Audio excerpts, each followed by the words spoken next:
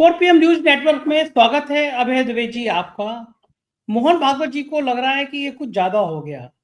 बार बार मस्जिद के नीचे मंदिर है इस तरह के बयान देकर लोग माहौल खराब कर रहे हैं। तो मोहन भागवत जी का हृदय थोड़ा इलू इलू कर गया, तो उन्होंने कहा कि भाई ये तो गलत बात है। ऐसे करके कुछ लोग हिंदू नेता बनने की कोशिश कर रहे हैं, ठीक नहीं है। बड़ा सवाल ये कि बता किसको रहे हैं मोहन भागवत।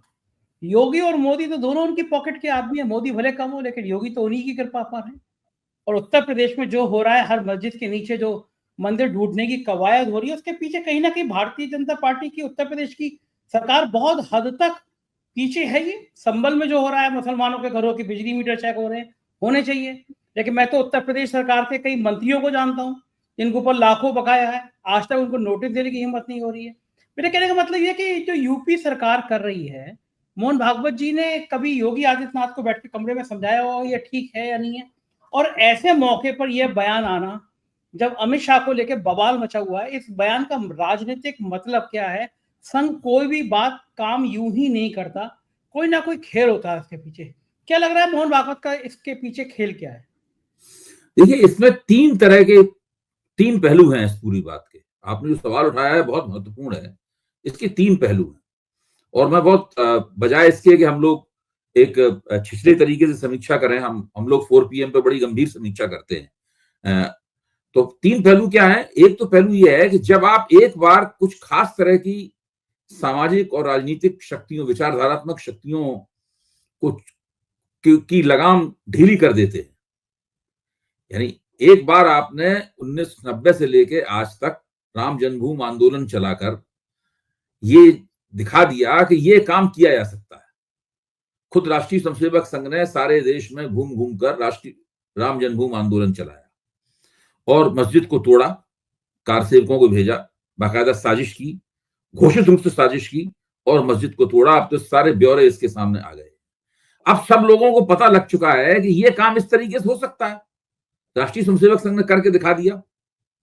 अच्छा, अब बड़े पैमाने पर देश में केवल संघ ही, केवल हिंदू संगठन नहीं है, बहुत सारे अपने समझ के हिंदू संगठन है। सब लोग मशहूरी चाहते हैं, सब लोग चेहरा चमकाना चाहते हैं, सब लोग मीडिया में आना चाहते हैं, सब लोग चाहते हैं उनके नाम की दुंदुभी बजे। अच्छा, अब वो सब, अब कोई कहता है हमें सपना आ रहा है और सपने में जिस दिन हमें सपना दिखाई पड़ेगा उस दिन उसी मस्जिद पे झपट पड़ेंगे, उसी दरगाह पे हम झपट पड़ेंगे, वो कितनी भी पुरानी हो क्यों ना हो। अच्छा, छोटे छोटे काम करने की बजाय आप लोग सोच रहे हैं कि ज्यादा बड़े से बड़े काम किए जाए। दिल्ली की जामा मस्जिद पे हमला बोला जाए, अजमेर की दरगाह पे हमला बोला जाए। संभल वगैरह काम तो छोटा काम है, और बड़ा काम किया जाए। तो अब इस तरह का शुरू हो गया है। अच्छा, हम लोगों को लगता है कि अच्छा, राष्ट्रीय स्वयंसेवक संघ को एक डर ये भी है कि लोग ये समझ रहे हैं कि सारे काम संघ करवा रहा है ये। अच्छा, अब एक बार जब आपने, ये कहते नहीं, एक बार आपने जब शेर को लगाम में बंधा हुआ था, शेर रस्सी में बंधा हुआ था, जंजीर में, जंजीर आपने खोल दी, यानी हिंदुत्व का शेर आपने पूरे 90 के दशक में, पिछले 35 साल से हिंदुत्व के शेर को खुला छोड़ रखा है आपने। जहां जाता है किसी को भभोड़ के काट लेता है, हिंदू हो, मुसलमान हो, सिख हो, ईसाई हो, उससे कोई मतलब नहीं। शेर गुर्राता हुआ घूम रहा है और उसकी सवारी कौन कर रहा है? शेर की आगे आगे बैठे हुए हैं मोहन भागवत, पीछे पीछे बैठे हुए नरेंद्र मोदी, उनके पीछे बैठे हुए हैं अमित शाह। ये तीन लोग उस शेर की सवारी कर रहे हैं। जब भी शेर थक जाता है गुर्राते गुर्राते, थोड़ी देर के लिए रेस्ट करता है शेर, तभी बोट कम होने लगते हैं तो फिर से शेर को जो है पहुंच के आगे बढ़ाते हैं।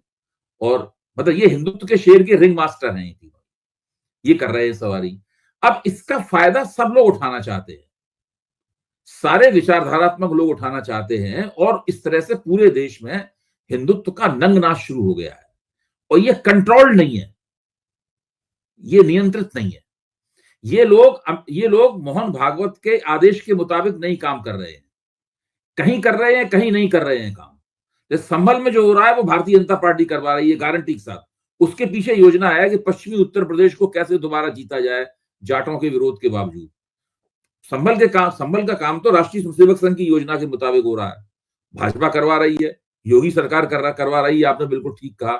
लेकिन दिल्ली की जामा मस्जिद को भी खोदा जाए, कुतुब मीनार को भी खोदा जाए, अजमेर की दरगाह को भी खोदा जाए, ये सब और काम किए जाए। क्योंकि जैसी दिल्ली की जामा मस्जिद पे आप हमला करेंगे, शेख मोइनुद्दीन चिश्ती की दरगाह पे हमला करेंगे, शेख सलीम चिश्ती की दरगाह पे हमला करेंगे, कुतुब मीनार तोड़ने के लिए झपटेंगे या और इसी तरह के काम करने की तरफ करेंगे तो फिर से एक ग्लोबल मसला बनेगा।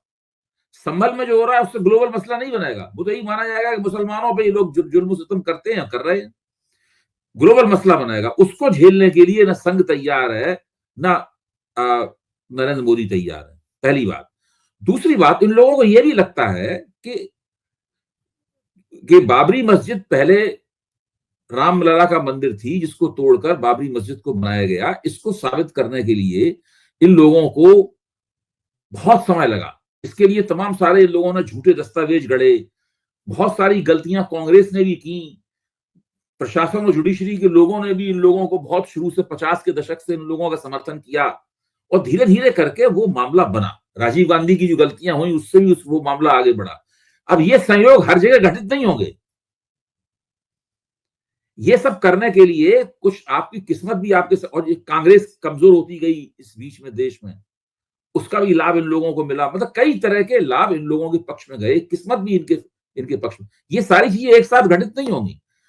इससे क्या होगा कि जब जामा मस्जिद के ऊपर हल्ला बोला जाएगा, जब दरगाहों के ऊपर हल्ला बोला जाएगा, तब फिर इनसे पूछा जाएगा कि भाई इन सब चीजों के प्रमाण क्या है क्या नहीं है। तो फिर से इनके संगठनों को पूरा लग के अपनी प्रतिष्ठा दांव पे लगा के राष्ट्रीय स्तर के आंदोलन खड़े करने पड़ेंगे। अच्छा, अब इस वक्त है नरेंद्र मोदी की सरकार, पहले तो कांग्रेस की सरकार के खिलाफ आपने आंदोलन खड़े किए, इस वक्त नरेंद्र मोदी की सरकार। तो अब प्रश्न इस बात का है कि ये लोग ऐसा करना अफोर्ड नहीं कर सकते। ये लोग इतने बड़े बड़े आंदोलन करना अफोर्ड नहीं कर सकते, इसलिए ये चाहते हैं कि जो कुछ भी हो इनकी योजना के मुताबिक हो। अच्छा, अब सवाल यह है कि आपने जो कट्टरपंथी तत्वों को खुला छोड़ दिया है, मैं आपको एक छोटा सा उदाहरण दूंगा, मैंने पहले से निकाल के रख छोड़ा है। एक ट्विटर हैंडल है जो कि एक जबरदस्त रूप से आप भाषा समझ के ही समझ जाएंगे कि किनका ट्विटर हैंडल है। इन्होंने जो कहा है, मोहन भागवत ने जो कहा है, उस पर क्या प्रतिक्रिया हुई वो आप सुनिए। आप जरा उस पर क्या प्रतिक्रिया, आप ट्विटर में देखें, एक्स पे देखें, तो मोहन भागवत को इतनी गालियां मिली हैं इस वक्तव्य को, और ये सारी गालियां कम्युनिस्टों ने, समाजवादियों ने और कांग्रेसियों ने नहीं दी हैं। ये गालियां उन कट्टरपंथी हिंदू तत्वों ने दी हैं, जो उनमें से बहुत से लोग तो भाजपा के पेरोल पे हैं इस वक्त। सुनिए, भागवत जी, आपने मुझसे सार्वजनिक तौर पर कहा था कि संघ ने हिंदुओं का ठेका ले रखा है क्या? आपसे आग्रह है कि आप केवल अपनी बातें करें, हिंदुओं को कौन से मंदिर की बात उठानी है और किसकी नहीं, उस पर न बोलें। राम मंदिर आस्था थी और संभल का हरिहर मंदिर घृणाजनित हो गया। आपको शत्रु में प्रेम की संभावना दिखती है तो आप दिखाइए, घर के किवाड़ खोलिए। हिंदुओं को क्या करना चाहिए क्या नहीं, वो आप हिंदुओं पर छोड़ दीजिए। अच्छा, अब आप ये देखिए, इस तरह और भी बहुत सी बातें। एक जगह एक सज्जन कह रहे हैं कि अब राष्ट्रीय स्वयंसेवक संघ सेकुलर हो गया है। सब लोग ये कह रहे हैं कि राष्ट्रीय स्वयंसेवक संघ के पास हिंदुओं का ठेका नहीं है, हिंदू जो मन में आए करेंगे, हिंदुओं का इतिहास में अपमान हुआ है वो तो हर जगह खुदाई करेंगे। अब ये चीज इन लोगों के ये चीज इन लोगों के गले में फंसने वाली है। ये पूरा मसला जो है ये बैकफायर करने वाला है, बहुत मुश्किल होने वाली है। मैं आपको बताऊं, जैसे जैसे इस प्रकार की प्रवृत्ति आगे बढ़ेगी वैसे वैसे इस प्रवृत्ति के ऊपर काबू करना इन लोगों के लिए मुश्किल होता जाएगा। इसलिए भी मुश्किल होता जाएगा कि कहीं तो ये लोग चाहते हैं कि चुनिंदा तरीके से सारे काम किए जाएं, और तब किए जाएं जब इनकी राजनीतिक योजना में फिट होते हो। राजनीतिक योजना ये लोग कमरे में बैठ के बनाते हैं। भाई प्रधानमंत्री महोदय, सरसंघचालक महोदय, सरकारवा महोदय, गृह मंत्री महोदय, मुख्यमंत्री महोदय, ये सब लोग मिलकर जो है अपनी कमरे में बैठ के अपनी योजना बनाते हैं। अब तमाम सारे जो हिंदू तत्व, जैसे एक राम सेना नाम का एक ऑर्गेनाइजेशन हुआ करता था, राम सेना नाम का और संगठन हुआ करता था। वो जो मन में आए किया करता था, वो राष्ट्रीय स्वयंसेवक संघ के कंट्रोल में नहीं था। एक जमाने में स्वयं योगी जी राष्ट्रीय स्वयंसेवक संघ के नियंत्रण में नहीं काम करते थे। इनकी हिंदू युवा सेना जो थी वो बिल्कुल कोई बात नहीं मानती थी। इनके जो गुरु थे महंत अवैधनाथ, वो इनकी कोई बात नहीं मानते थे। अच्छा, अब संघ ये चाहता है कि चूंकि सत्ता मिल गई है उसके संगठन भाजपा को, और पिछले 10 साल से सत्ता में है, 11वीं साल सत्ता में चल रही है, संघ ये चाहता है कि हिंदू हितों का एकमात्र पंच, ओनली वन आर्बिट्रेटर, एकमात्र वकील जो है वो राष्ट्रीय स्वयंसेवक संघ रह जाए और उसकी पार्टी भाजपा रह जाए। और कोई न रह जाए। शिवसेना को तोड़ने के पीछे भी है कि भाई ये बहुत बड़ा कारण है, क्योंकि शिवसेना अक्सर कहती थी कि ये लोग कायर हैं, राष्ट्रीय स्वयंसेवक संघ वाले, ये लोग हमारी तरीके से खरे हिंदू नहीं है, इसलिए जो बाबरी मस्जिद टूटी थी उसका श्रेय बाल ठाकरे ने खुलेआम लिया था, जबकि भाजपा, अटल बिहारी वाजपेयी, ये सब लोग उसका श्रेय लेने से कतरा रहे थे, तरह तरह की घुमा फिरा के जिसे कहते चालाकीपूर्ण बातें कर रहे थे। तो ये जो स्थिति है उसने इन लोगों को थोड़ा सा दिक्कत में डाल दिया है। इन लोगों की समझ में नहीं आ रहा है कि इस पूरी परिस्थिति को नियंत्रित कैसे किया जाए। अच्छा, साथ ही में आगे बहुत जल्दी ही उत्तर प्रदेश में चुनाव होने वाला है विधानसभा का, उसके लिए जरूरी है कि पश्चिमी उत्तर प्रदेश हाथ से न निकलने पाए, इसलिए पश्चिमी उत्तर प्रदेश में संभल का प्रयोग शुरू कर दिया गया है। ठीक बात है, इसीलिए रणनीति की संभल के प्रयोग की पीठ पे भी इनका हाथ रखा जाएगा। साथ में एक हाथ से संभल का प्रयोग कर रहे हैं और दूसरे हाथ से दूसरे लोगों को रोक रहे हैं, और ये काम बहुत मुश्किल है। देखो, ठीक बात है। संघ के इस लाइन के बाद हम थोड़ी बीजेपी की बात करते हैं। अमित शाह के बयान के बाद मचे देश में बवाल की बात करते हैं। आपको क्या लगता है कि विपक्ष ने ये मुद्दा सही से उठाया, और भारतीय जनता पार्टी के पास अब विकल्प क्या है? किस तरह वो अमित शाह का बचाव करे? दलितों के नीचे तक ये मैसेज चला गया, बात चली गई है कि वो कितना ही सुधीर चौधरी टाइप के पत्रकार नेहरू की लगातार गलतियां बताएं कि अंबेडकर नाराज थे, नेहरू से ये तब होता, लेकिन दलितों में ये मैसेज चला गया कि बाबा साहब का अपमान हुआ। तो क्या लगता है बीजेपी कैसे निपटेगी इससे, और विपक्ष की रणनीति क्या सही है या विपक्ष को कुछ और करना चाहिए था? देखिए, मेरी आपसे जो बात हुई थी पिछली बार इस पे, तो मैंने कहा था कि हम लोगों को देखना होगा कि भारतीय जनता पार्टी क्या स्पिन देती है इस मसले को, और अगले ही दिन भारतीय जनता पार्टी ने स्पिन दिया। राहुल गांधी ने जो ये आरोप लगाया, ये बिल्कुल सही है कि ये हम अदानी का मसला ना उठा पाए, अंबेडकर का वाला प्रश्न ना उठा पाए, इसलिए इन लोगों ने जानबूझकर इस तरह की परिस्थिति रची कि इसमें कुछ ना कुछ धक्का मुक्की हो जाए, कुछ ताकि लफड़ा हो जाए और उस लफड़े पे ही सारा ध्यान चला जाए। अब इधर से उधर दोनों तरफ से एफआईआर वगैरह हो गई हैं, ये पूरा का पूरा दांव पेच इनका ये था इसके अंदर, जो इन्होंने पूरी कामयाबी के साथ भारतीय जनता पार्टी ने किया। अच्छा, अब प्रश्न इस बात का है कि क्या विपक्ष इस मुद्दे को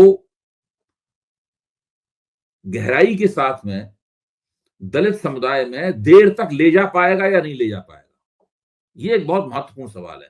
अभी तो जितना शोरगुल हुआ, जो पूरा घटनाक्रम हुआ, इस घटनाक्रम में जो उत्तेजना पैदा हुई, मीडिया पे आया, ये सब चीजें काफी डीप, काफी गहराई तक चली गई हैं।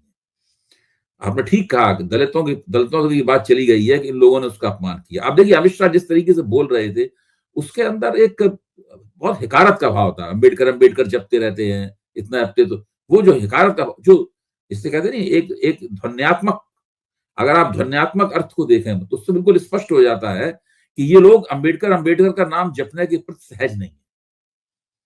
इनको लगता है, कुछ लोग ज्यादा अंबेडकर बोलते हैं, इतना बोलने की उनको आवश्यकता नहीं है।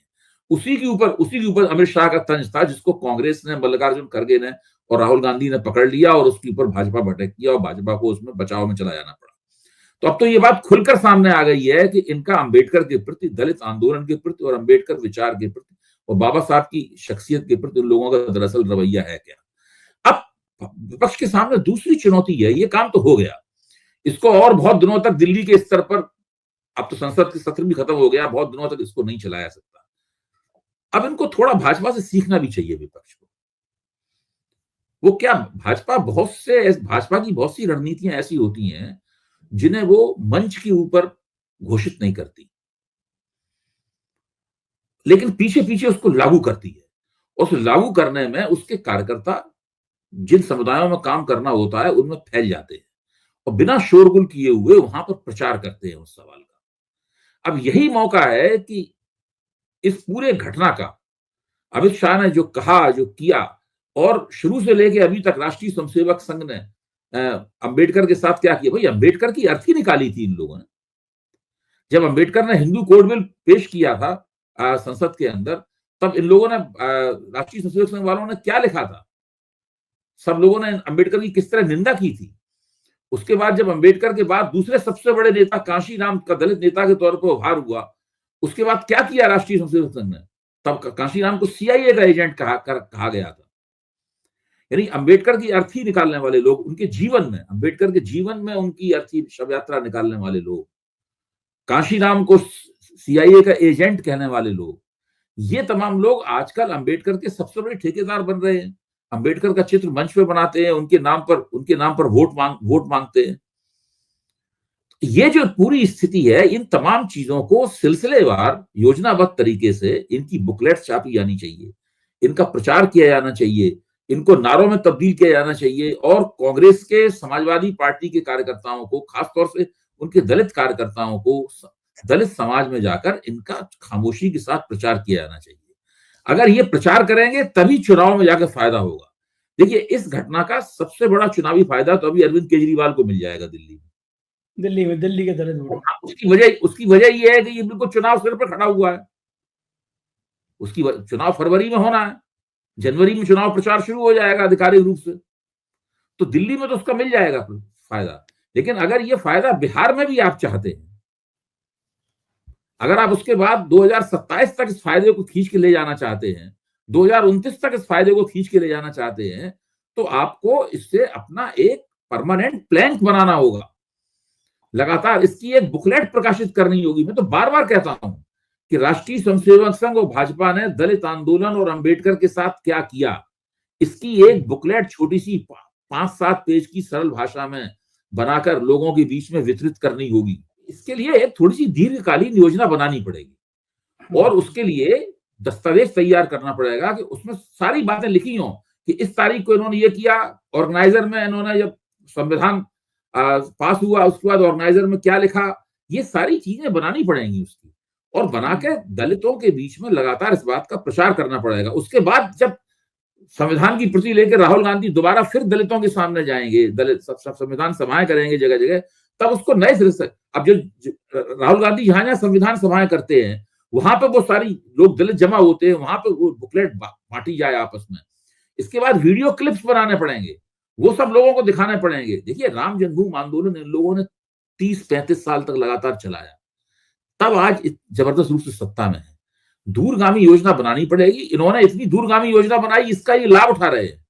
इसी तरह की दूरगामी योजना बनाकर ही इनको परास्त किया जा सकता है, वरना क्या होगा कि अगला चुनाव होगा, अगले चुनाव में 10, 20, 50 सीटें और कम हो जाएंगी, फिर भी सबसे बड़ी पार्टी रहेगी, फिर से उन्हीं की सरकार बन जाएगी, उससे कोई फर्क नहीं पड़ेगा।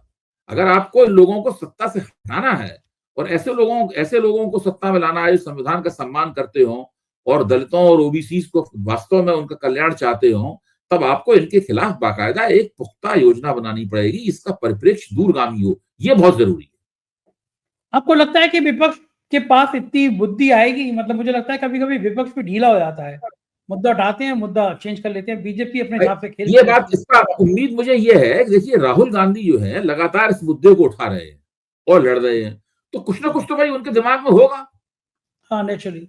हाँ, अभी जब प्रेस कॉन्फ्रेंस भी कर रहे तब भी संविधान की किताब रखे हुए थे लाल खड़गे जी के लगातार। हाँ, वो लगातार इस पर लगे हुए हैं इसमें, और इसमें अखिलेश यादव की भी दिलचस्पी है, मेरा मानना है इसमें तेजस्वी यादव की भी दिलचस्पी है। हाँ, सभी की बहुत बड़ा वोट बैंक है। इसमें सभी की दिलचस्पी है। तो अगर ये दिलचस्पी को बनाए रखना है, देखिए कोई भी चीज जब तक आप सतत नहीं करेंगे, लगातार उस पर जोर नहीं देंगे, लगातार योजनाबद्ध तरीके से उसको आगे नहीं बढ़ाएंगे, तब तक उसका प्रभाव खत्म नहीं होता है। लोगों की स्मृति, लोगों कहते नहीं, मेमोरी, पब्लिक की मेमोरी शॉर्ट होती है, लोग जल्दी भूल जाते हैं। तो ऐसी स्थिति में जरूरी यह है ये मसला मर ना जाए। राम जन्मभूमि आंदोलन को लगातार जिलाए रखा गया, कुछ ना कुछ ऐसा वो लोग करते रहे कि ऐसा हो, कभी कोई प्रभात फेरियां निकाली जा रही हैं, कभी शिला पूजन हो रहा है, कभी कुछ हो रहा है, कभी कुछ हो रहा है, कभी कलश निकाले जा रहे हैं। ये सब करके तब वो आंदोलन इतना चला है। एक बार जब अशोक सिंघल ने समझौता कर लिया था, लगभग समझौता करने की कगार में पहुंच गए थे, तो फिर बहुत मशहूर है कि किताब भी लिखी गई है, एक पत्रकार हैं जो वरिष्ठ पत्रकार हैं, उनकी किताब भी है। उन्होंने स्पष्ट रूप से उस किताब में लिखा भी है कि भाई इतनी डांटा उन्होंने, बाला साहब देवरस ने अशोक सिंघल को, हम समझते थे तुम तो अनुभवी स्वयंसेवक हो, लेकिन तुम तो मूर्ख निकले। इस आंदोलन को खत्म नहीं करना है, समझौता होने नहीं देना है, इस आंदोलन को चलाते रहना है, क्योंकि उससे हमें लाभ हो रहा है। हमारा मकसद राम मंदिर से मतलब नहीं है, हिंदुस्तान में बहुत से राम मंदिर है, एक राम मंदिर और बन जाएगा, इससे भाजपा को राजनीतिक फायदा हो रहा है। ये सब कहा बाला साहब देवरस ने उनसे। हाँ, ठीक बात है। और सब बातों को ध्यान में रखकर एक दूरगामी योजना बनानी पड़ती है, अपने कार्यकर्ताओं को तैयार करना पड़ता है, उनका प्रशिक्षण देना पड़ता है, तब कहीं बात आगे बढ़ती है। वरना लोग थोड़े दिनों जोश में आएंगे, उसके बाद बात दिमाग से निकल जाएगी। अच्छा, सोशल मीडिया पे भी लोग तरह-तरह के मज़े लेते हैं। योगी आदित्यनाथ आज अयोध्या पहुँचे तो सोशल मीडिया पे लोग कह रहे हैं कि भगवान राम ने योगी आदित्यनाथ का काम बड़ा आसान कर दिया।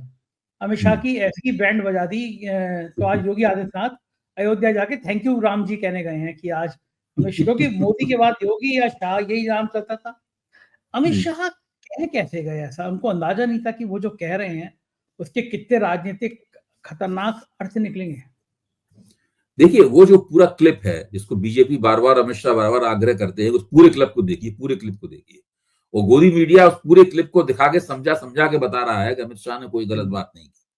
मैंने खुद देखा है, बहुत सारे जो वो एंकर जिनको कांग्रेस ने बहिष्कार कर रखा है एंकरों का, वो सब एक-एक चीज को दिखा रहे हैं, देखिए इन्होंने ये कहा, पूरा उसका जिसे कहते हैं नहीं, पूरा उस पे क्लास ले रहे हैं, जैसे टीचर क्लास ले रहा हो अपने छात्रों का, उस तरीके से हो रहा है। उसमें अमित शाह ने जो ये तो मैं समझता हूं इसमें कांग्रेस की ये खूबी है कि उन्होंने अमित शाह की इस बात को पकड़ लिया, क्योंकि अमित शाह इस वक्त बोल रहे थे, हम सब लोग सुन रहे थे उस वक्त, लेकिन कांग्रेस ने इस बात को पकड़ा और उस बात को निकालकर लोगों के सामने इस तरह से रखा, जिसकी एक व्याख्या ये भी हो सकती है जो विपक्ष कह रहा है, और एक व्याख्या वो भी हो सकती है जो कि भारतीय जनता पार्टी कह रही है अपनी अपनी राजनीति के लिहाज से। मुझे लगता है कि विपक्ष इसके ऊपर लगातार जोर दे तो उस पूरे इतिहास को निकाला जा सकता है, जिसमें राष्ट्रीय स्वयंसेवक संघ राष्ट्रीय स्वयंसेवक का दलित विरोधी चेहरा सामने आएगा, भाजपा का दलित विरोधी चेहरा सामने आएगा, नरेंद्र मोदी का, अमित शाह का दलित विरोधी चेहरा सामने आएगा, अंबेडकर विरोधी चेहरा सामने आएगा। ये सारे चेहरे सामने आएंगे, क्योंकि केवल अब देखिए, जो भीमा कोरेगांव वाली घटना है, रोहित, सब लोग भूल गए हैं। उन सब घटनाओं को दोबारा लोगों को याद दिलाने की आवश्यकता है, वरना ये घटना भी भूल जाएंगे। इसलिए लगातार सारी घटनाओं को एक साथ कर लिया जाए और उस नई घटना की रोशनी में सबको ताजा करते हुए लोगों के सामने फिर से पेश किया जाए। ये तरीका अपनाने से ही राजनीति बनेगी, लंबी दूरी की राजनीति बनेगी। बिल्कुल ठीक है। बिल्कुल ठीक है, दर्शकों को बताना चाहूंगा कि कल सुबह ही 6 बजे जो अवय जी कह रहे हैं, इसके विस्तृत रिपोर्ट मैंने बताई है। आप सब 4PM पे देख सकते हैं कि किस तरह एक समय में संघ अंबेडकर की विचारधारा के खिलाफ था, कितने आहत थे बाबा साहब अंबेडकर, हिंदू कोड बिल जब लाने की बात की, डिटेल रिपोर्ट है, आप देख सकते हैं। अभय जी, इतना टाइम हो गया, 10-11 साल हो गए, कभी प्रधानमंत्री को घबरा के ऐसे बचाव में किसी मंत्री का ट्वीट करते हुए देखा? अमित शाह के बचाव में प्रधानमंत्री जिस तरह उतरे ट्वीट कर करके उन्होंने कहा, इसका मतलब मोदी जी को ये लग गया कि उनके सबसे प्रिय नेता से ने सबसे बम्पर भयंकर गलती कर दी है, जिसकी कोई भरपाई नहीं हो सकती। वरना मोदी आमतौर पे ये लोग घबराते और बेचैन तभी होते हैं जब इनको चुनावी नुकसान होने का अंदेशा होता है। अभी लोकसभा चुनाव में दलितों ने वोट नहीं दिया, पिटाई हुई, बहुमत खो दिया। अगर उन लोगों को, अच्छा दूसरी बात यह है कि अगर राष्ट्रीय स्वयंसेवक संघ को भी लगा कि अमित शाह के इस वक्तव्य से बहुत दलितों का वोट, दलित नाराज हो रहे हैं और वो और ज्यादा भाजपा के खिलाफ होते जा रहे हैं, तो संघ की तरफ से भी दबाव पैदा हो सकता है कि भाई हटा दो इस बंदे को। तो संघ से भी बचाना है। ऐसा कोई जो राष्ट्रीय स्वयंसेवक संघ है, उसके लिए नरेंद्र मोदी तो एक मजबूरी हो सकती है, नरेंद्र मोदी को नहीं हटाना चाहेगा, लेकिन अमित शाह तो उतनी बड़ी कोई मजबूरी नहीं है। अमित शाह तो नरेंद्र मोदी के उपकरण हैं, वो कोई जननेता तो नहीं है। बहुत से लोगों को मैंने देखा है नरेंद्र मोदी की प्रशंसा करते हैं, लेकिन अमित शाह की प्रशंसा नहीं करते, उनको अलग तरीके से देखते हैं। बहुत सारे कार्यकर्ताओं में भी, भाजपा कार्यकर्ताओं में भी है, जितने कार्यकर्ता नरेंद्र मोदी के प्रति श्रद्धावनत रहते हैं, वो श्रद्धा अमित शाह के प्रति नहीं है। तो अमित शाह को बचाने के लिए नरेंद्र मोदी को आवश्यक था कि वो निकलकर सामने आते और उनका बचाव करते। वो घबराहट इस बात पे है कि पहले से ही दलित वोट जो है, वो दलित वोट और भारतीय जनता पार्टी का संबंध नाजुक हो गया है। इस घटना से वो और भी ज्यादा नाजुक हो सकता है। अच्छा, आपको लगता है कि संघ ये कह सकता है कि अमित शाह से इस्तीफा लो, अमित शाह को हटाओ? क्यों नहीं कह सकता है, क्यों नहीं कह सकता? अटल बिहारी वाजपेयी के जमाने में तो ये सब होता था। संघ तय करता था कौन सा मंत्री बनेगा, क्या नहीं बनेगा, कौन सा मंत्री बिल्कुल नहीं बनेगा, कुछ भी करते रहिए, नहीं बनने देंगे उस मंत्री को। बहुत सा ऐसा होता है। अगर इस वक्त तो संघ बहुत ज्यादा निर्णय लेने की स्थिति में है, इस वक्त तो संघ बहुत हस्तक्षेप कर रहा है।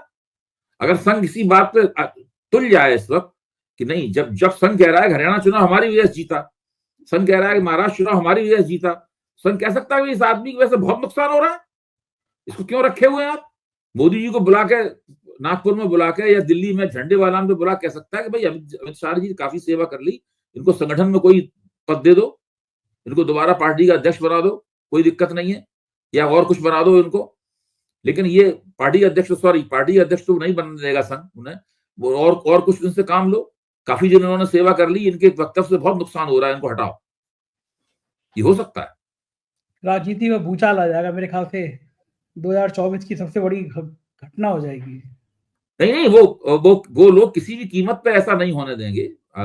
इसीलिए नरेंद्र मोदी जानते थे कि वो बहुत एक ऐसी जमीन पर चल रहे हैं जो जमीन पोली है, उसमें कभी भी उनके पैर धस सकते हैं। संघ ने अगर ऐसा कर दिया तो योगी जी कितने किलो लड्डू बढ़वाएंगे?